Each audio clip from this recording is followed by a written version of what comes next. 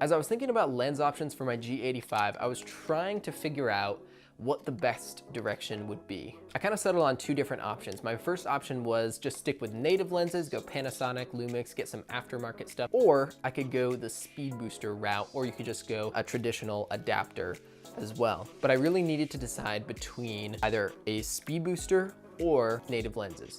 Now, I'm not currently full-time into freelance videography, but as I'm growing my freelance business, I'm considering all of my options. I personally don't have a couple grand to spend on gear, so I really needed to make a fairly reasonable decision with the options I had before me. Long story short, I settled on the Speedbooster route. I got the Viltrox EF M2 Speedbooster paired with the Canon 50 f1.8. And you're probably thinking, how the heck is he gonna manual focus on this ring?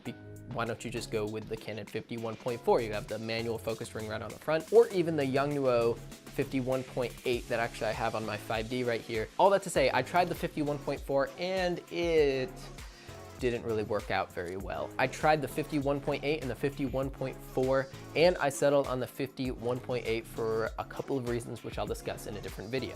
Now, the reason I went with the Speedbooster is because even though it's a 200 something-ish investment at the front, you get the opportunity to adapt to Canon lenses. They just have a huge selection of high quality, relatively inexpensive glass. Things like the 51.8, 51.4, 85, 1.8, 7200 f4, all of those are just great options when it comes to adapting. And native micro four thirds lenses, once you get into the faster territory, f1.4, f1.2 gets super expensive, and I just don't have that kind of money yet. So Canon just has a huge selection, and I just love all of the other brands that they have lens selections for, like the Sigma 18 to 35, that's kind of next on my list for my G85. And of course, the reduced crop factor and the ability to capture a little bit better low light is really helpful as well. And of course, you can't forget that really nice depth of field you get with this 1.8 turned into a 1.3. Anyways, this isn't a review, this is just kind of a showing of what I'm using right now, what my setup is, and let me know what you have right now. Do you have a micro four thirds with native lenses? Do you use a Speedbooster?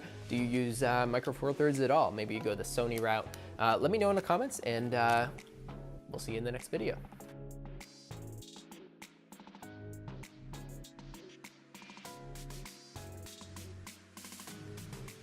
Testing 1, 2, 3. Hopefully this doesn't look super ridiculous. I don't know, who cares?